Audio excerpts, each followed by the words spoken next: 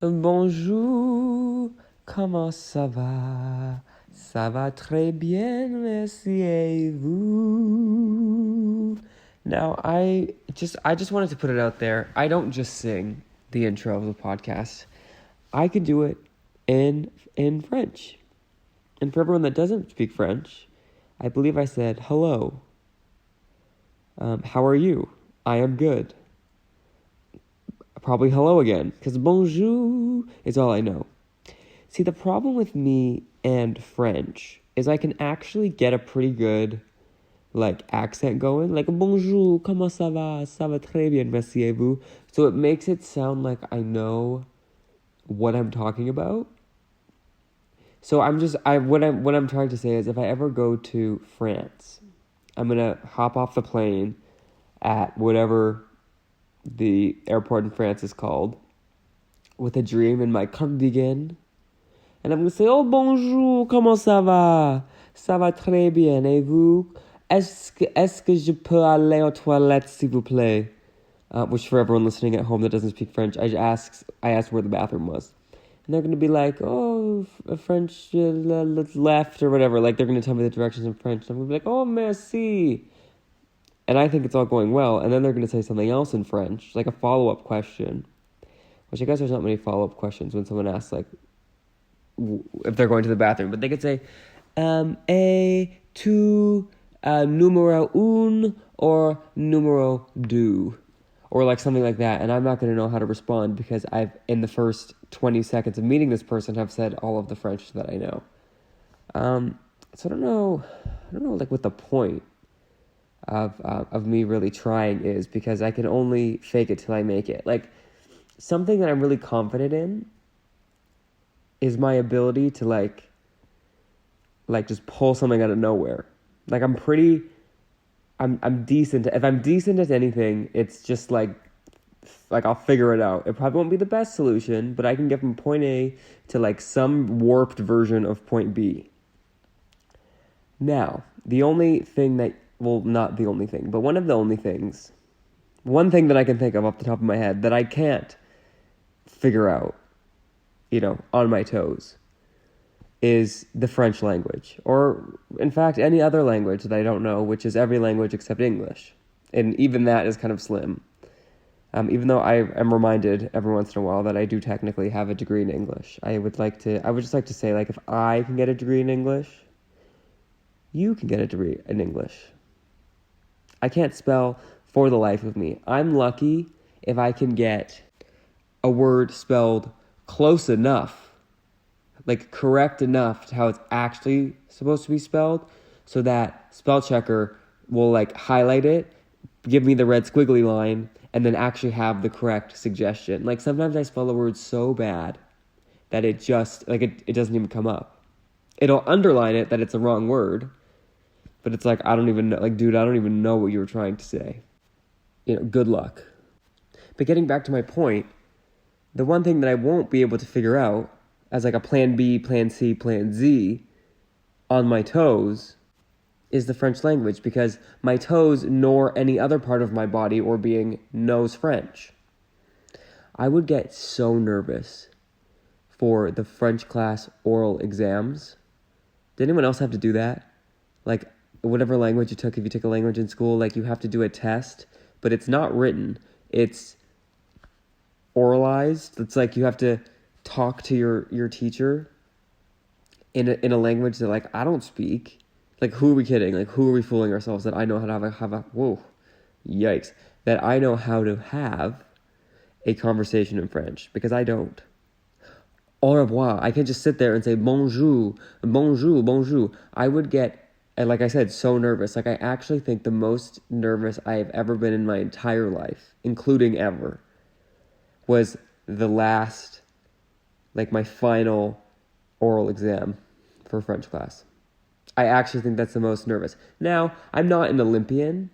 If you didn't figure out, I'm not, I haven't done many nerve-wracking things. I have yet to skydive. Knock on wood.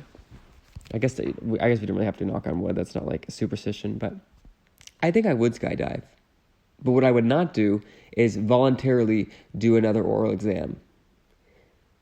I would, if you gave me the options, if you said you could do a basic introductory level French oral exam, verbal exam, or go skydiving, and I had to choose now and do it in an hour, honestly, this is not hyperbole, from the Latin to BS, this is not hyperbole, I would choose the skydiving. I would be less scared to skydive. And I think it's because I'm fairly confident in my ability to, like, talk my way out of things, you know? Like, I feel like in a last resort, like, I could just figure out whatever to say to, like, make the situation better. But when you take away my words in my, language that I speak, my mother tongue, I have nothing to offer. I'm just sitting there saying bonjour, bonjour, bonjour in a great accent. That sounds like I know what I'm doing, but I don't. I also recently learned that bonjour actually means good day. I thought it meant hello, which it does mean. It does mean hello, because if you think about it, like when you say hello to someone, you could be saying good day, and it makes perfect sense, all the same. But you're saying bon, which is good, and jour, which is day. Always fresh, always Tim Hortons. Actually, how I know like some words in French that I would not have otherwise known is the slogans of certain restaurants. You know how they put them on like the bag or the cup of that restaurant? On the flip side, at least in Canada, they give you I don't know why I talk about me living in Canada as if it's like Narnia, some far away magical place that no one's heard of. But anyway, on the backside of like a cup at Subway, like it'll say eat fresh, but like in French, which would be like mange fraîche or whatever. You know what I mean? So that's how I kind of pick up words. But anyway, I hope everyone has had the amazing week that I wished that you would have at the end of last week's episode. I feel like I never follow up on that. I end every episode with, have a great week. Hope you have a good week. We'll see you next week. But I never say like, how'd that week go? So I'm going to do that now. How did your week go? Now, when I say you, I say that with a grain of salt. I don't actually know what that phrase means, but I'll get to that in a second. I say that with a grain of salt because no one listens to this. No one listens to this. If one person listened to this, there could be 100 people in a room, and if one person listened to my podcast, that would equal a 100% gain in listeners. I don't even listen to this anymore. I never really did. The first couple episodes, because I did actual editing, like we recorded it on microphones, I uploaded it like onto a computer. We did it more than just the day before, like mere hours before it was posted. I did listen to that, like before I would click submit or whatever, but past like maybe episode 8 or 9, I was like, you know what? Whatever happens, happens. And I mean, so far so good. We are on, I believe, episode 64, which means next episode, if math is still the same as when I last checked. Am I better at math than French? I don't know. Probably around the same. But yeah, next week, we're retiring. We've made it to 65. Well, I guess, do you retire at 65? Like, do you retire the day of your 65th birthday or like the day before you turn 66? And I guess this is like relative. You don't have, not everyone retires at 65. Some people retire after, some people retire before. But like, are we out of here at 65 or are we really out of here at 65 in 364 days? Unless it was a leap year, 363 days or whatever. I don't know. These are a lot of questions. More questions than answers. I have to be honest. This podcast could be renamed 20 questions. Which in French would be, for our French audience, would be 20 questions. I'm going to be extremely honest with you. I really like to be honest with my 0 listeners. So honest with myself. Listen, every once in a while I record an episode and I think that went so well. That was great. I had so much to say. I said it in a succinct manner. It made sense. I didn't do like run-on sentences for 45 minutes. Like I had a plan and I stuck to it. I have a feeling it's really like it's really close. Like might be too early to say. Like I don't want to make a prediction and then it's like a self-fulfilling prophecy type thing. I feel like this is not going to be one of those episodes. I might be rambling a little bit. I'm going to be the Gordon Rambly of the Nobody Asked for This podcast. And I apologize, but also, it gives more variety. Like the episodes that I have either the most planned, which those are hard to come by, or at least, have the most to talk about. I usually talk longer about a fewer number of items, Like I'll have a 30-minute episode and I do 10 minutes on fast food updates. I'll do maybe 15 on like if my car blew up that week, or like if I had like a Diet Coke spill in the back that I've been avoiding that is now collecting mold. Which update on that from a couple months ago, the smell stopped. I don't know how, I don't know why. I don't know if I just went like nose, like I maybe have had a cold for the past 7 months, or like if I just kind of got used to the smell. I always think about that with people who live on farms. I'm like, you must just like not smell farm at a certain point. Which those people would probably survive the apocalypse a bit longer than the people who weren't used to like certain smells. I don't know why I associate the apocalypse with smells. I just feel like it's not going to smell great because probably we'll be at a point in society where we're not really so much worried about the upkeep of the hygiene, whether that be personally or societally. Also, there's not going to be people on those farms.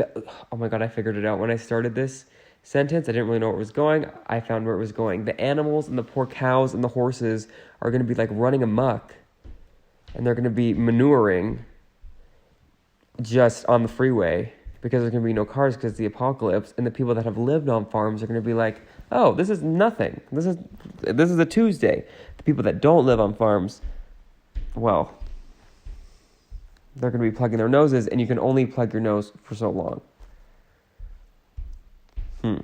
But what I was saying is, on the episodes that are maybe more cohesive, you're getting fewer topics.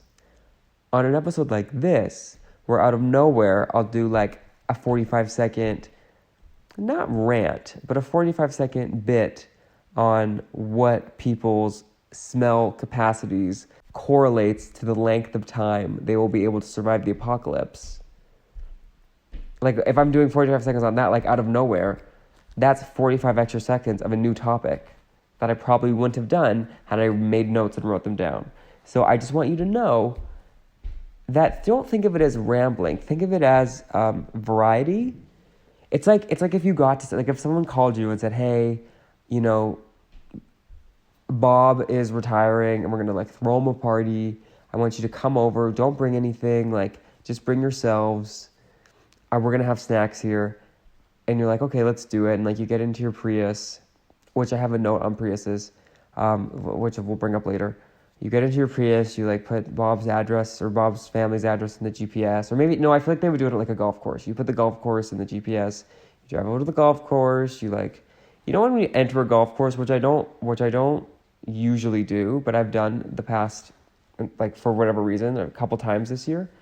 You have to, like, drive, like, you have to kind of drive into the golf course. Like, there's, like, a path, So you're going, like, 30 or more like 10 if you're a miles per hour. And then you pull in, you get there, and you greet Bob. You say, oh, thank you, happy retirement.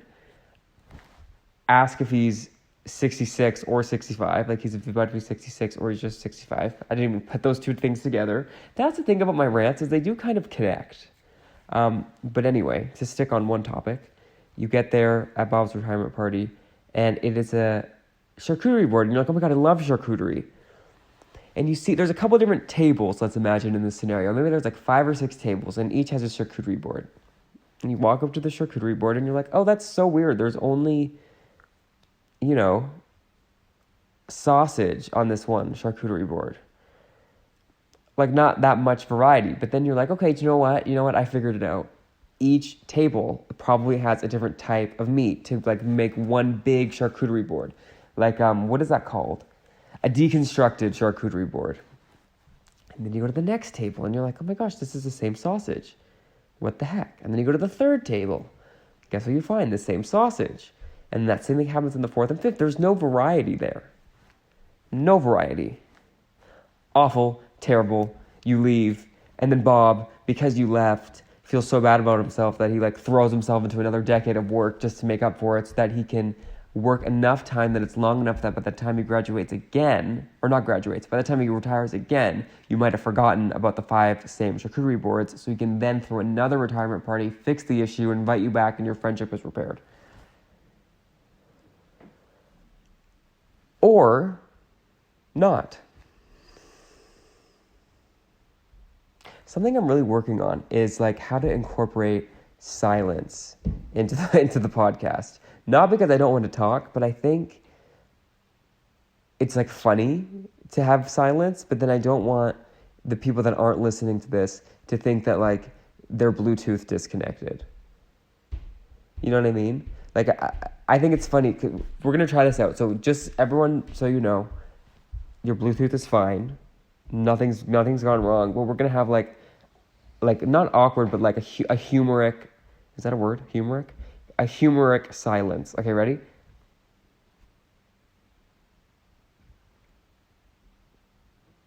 See? Like, I think silence really has a place in audio forms.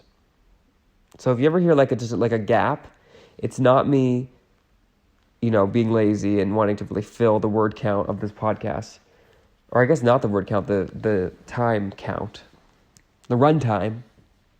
I knew I'd get there. It's not me being lazy, and it's not your Bluetooth. Your Bluetooth is fine.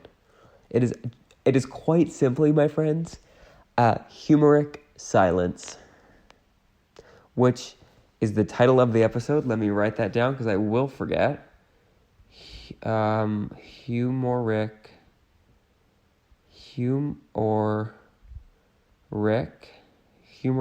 It keeps not letting me do that because it's technically not a word. Anytime I have a title where it's like technically not a word, I always Google it to make sure that like it's for sure not a word and like isn't like a word that I hadn't heard of that means something that I don't want to mean, Just to double check, excuse me. I've been yawning a lot recently, and I don't know what that means. Oh, to do our quick fall update, I'm very happy to announce that I'm sitting here in a plaid, like button-up shirt, but it's like sort of a thicker button-up shirt, so sometimes I'll just like wear it more as a jacket type thing. But it was like pouring rain the past 2 days. And it was like, it started getting dark at like 2 p.m. And I have to say, I love it. I would like to exist in the dark. I would like to eat soup. Not only soup, because that's not sustenance. But I would like to eat maybe if not like a butternut squash. Okay, here's the thing. I like the idea of like a butternut squash soup, but all of the ones that I've had, which by all I mean 2, and by 2 I mean both from like the grocery store, like in that little pouch thing that you like put in the microwave. So maybe that's not like the best measure for like what's good quality, but I don't love the taste. I love the idea though. So sometimes I just scarf it down anyway for kicks and giggles. But yeah, I love eating soup. I love having a sandwich with the soup. I love going to the bookstore, even though I hate being negative, and I feel like the publishing industry is like probably not, well, okay, here's my question about that, because I feel like in the last couple of years, reading has definitely like made a resurgence. I don't know if it was because of me, but like I was reading Geronimo Stilton in like 2008. So I don't know if it was me, but I feel like people are buying books more now. But does it matter that they're buying ebooks? Because like Kindles and stuff are really popular. But I don't know that people are like going to the bookstore. And if they do buy books, they're buying them on Amazon. Which I think is like, they're not like shopping local. Which you should definitely do. But my question would more so be like, is the book industry okay if we all just buy books on our Kindles? Probably, right? Like the publishers are still making money. I guess the problem is like the local bookstores. Can the local books? Is there a way that I could buy a book on? Do I have a Kindle? No. What's the other? Like a Kobo? I have a Kobo. Which, fun fact with the Kobo, it'll send me a notification and an email congratulating me on finishing a book.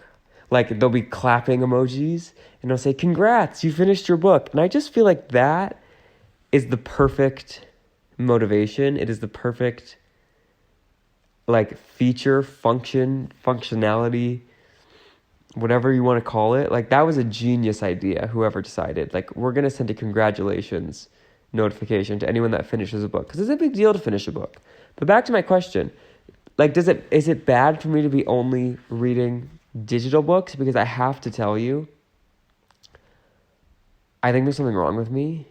I've been trying to read my physical books that I get from the library, because my other problem with books is like a book is like literally almost $40, like between $30 and $40 for one book. Which means that if you buy 3 books, you're spending over $100, which is like 1/10 of $1,000. So we got to figure that part out. But back to my original claim, I was reading physical library books, and I don't know if it's just me, but like it hurt. Like I don't know if I just have bad posture or like it isn't good. I could never get comfortable. I never knew. Like I would be like on my bed, like lying down, but then the book is too heavy to like put up above you. And then when you have to flip the page, you have to like readjust everything. It was terrible. And I know there's people that are like, oh, I only read physical books, or I only, I have to highlight.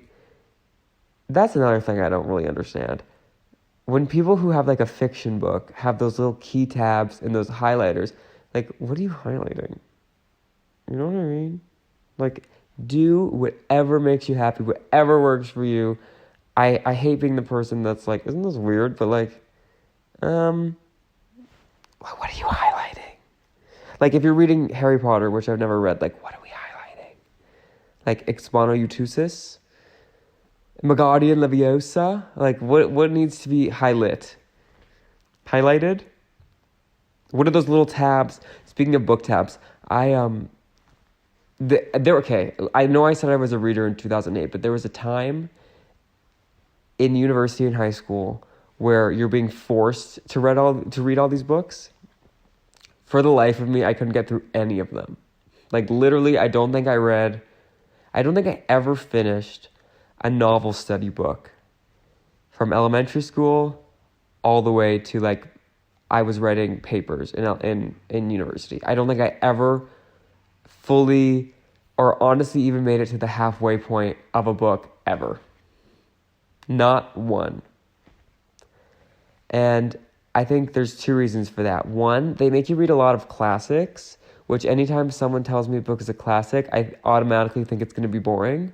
That's probably not fully fair or fully true. And I'm sure a lot of books that I read now are like reimagined versions or like, highly influenced by the books that I should have read, they're books that I like. So in theory, it's like, well, why don't I just read the original? But for any reason, I just can't. I can never get into them. which was the unfortunate truth for any novel study book I ever had to read. So sometimes, to make it look like I had read the book, I would get those little pull tabs. This was especially true later on, like in university, because we'd have to, like, a tutorial class where it's like a smaller subset of your larger class, because there'd be like 200 people in a class, and then you'd go to like a smaller session, and it's like just 10 people from your class. So everyone can see your book. So I would go through and like start highlighting random pages. Well, not highlight, because then that would ruin the book and I wouldn't be able to sell it later on after the class. And you could argue, like, why did I even buy these books? I don't know, because I knew from the beginning I'm not going to read them. So it was quite performative of me. But I would get the pull tabs and I would just pluck them in random places. Chapter 1, sure. Midway through chapter 4.5, you got it. Chapter 8, loved that part of like a book that I didn't read. That felt big to admit. And to be fair, I would tell people, like, you know, you have like your people that you see in classes, like, even if you weren't necessarily friends, I would be like, I didn't read this. I'm like, did you? Because I didn't. The worst was when I would have to answer questions. And again, going back to the beginning, how I feel like I can talk my way out of a lot of things. I can't talk my way out of, excuse me, Francesco, can you answer the question, why in chapter 4 did whomever do whatever to their whatever? Like, I don't know.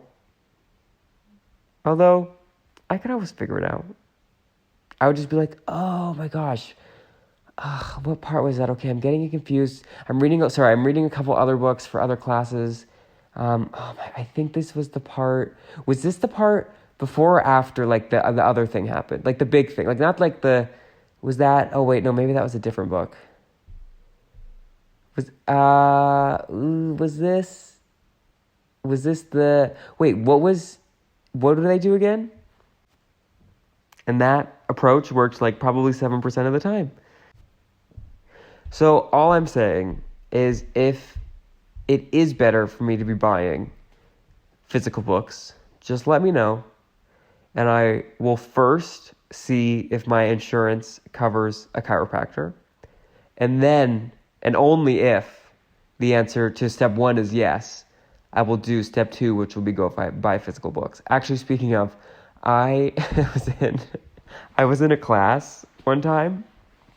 It was an interesting class. It was a class on like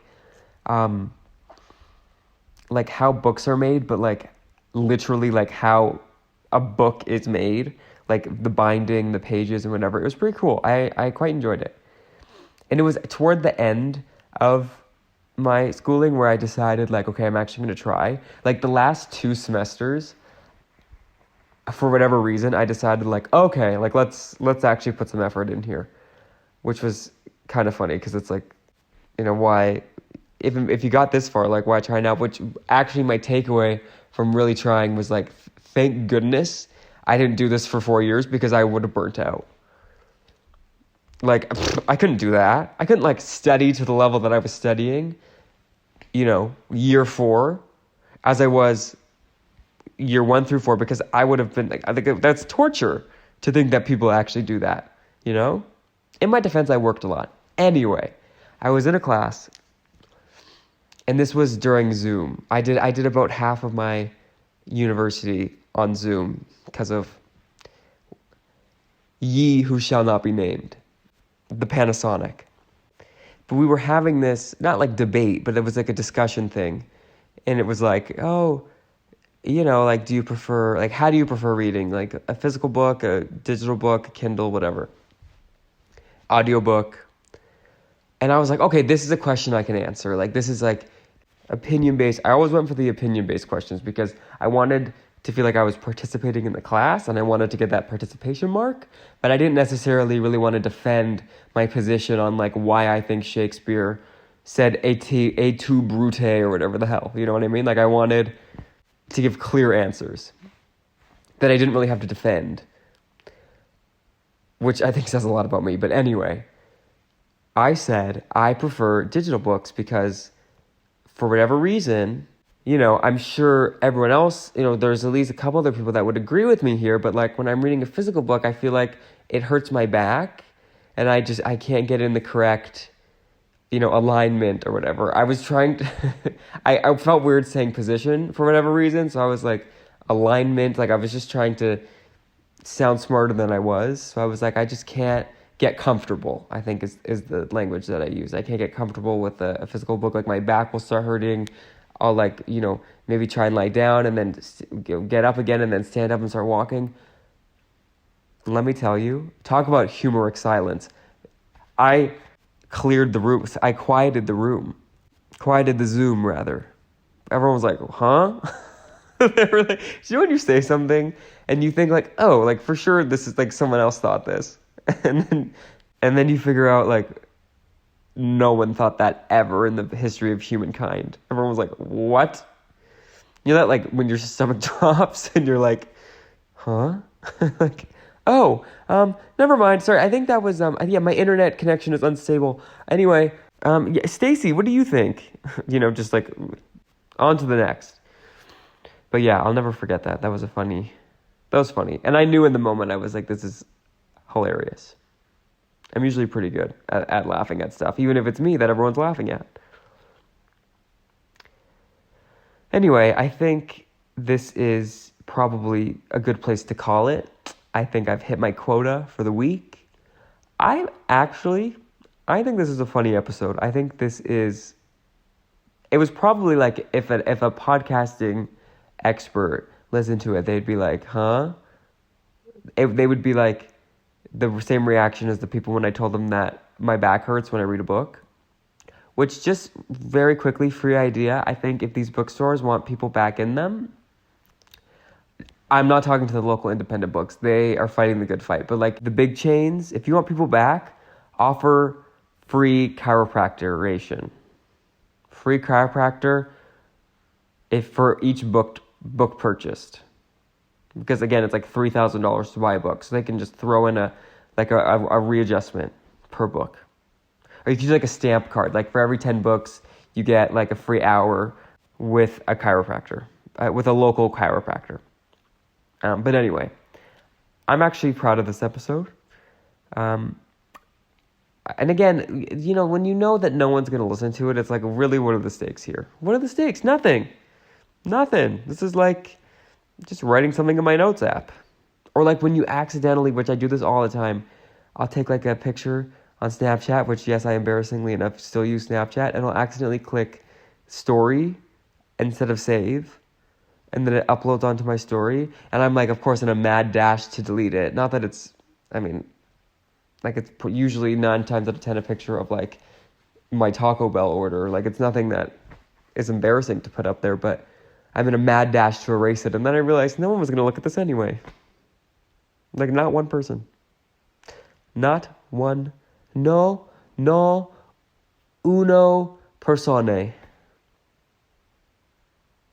Anyway, I hope everyone has a great week. If you want to hear more of this, which obviously you do, you're going to go to podcast Nobody Asked For This. Excuse me. podcastnobodyaskforthis.podbean.com. On there, you can see links to where you can listen to us on Spotify. Excuse me. I've reached my limit in talking. Apparently, whoever the voice universe is like, you gotta stop. You gotta leave the people alone. But yeah, you can find Spotify, Apple. I think there's a couple other places. You can also find links to our Facebook, Instagram, Twitter. There might be one other one. I can't remember. But yeah, thank you so much for listening. If you did, which fingers crossed, this is the one. And yeah, me, probably not you, probably me, we'll see you next week. And I'm just now reminding myself, I used to end the episodes probably for the first 30 or 40 with the sound of a toilet flushing. I don't know why I stopped that. Probably because it required editing, but I'm just going to do it verbally. Goodbye. Whoosh.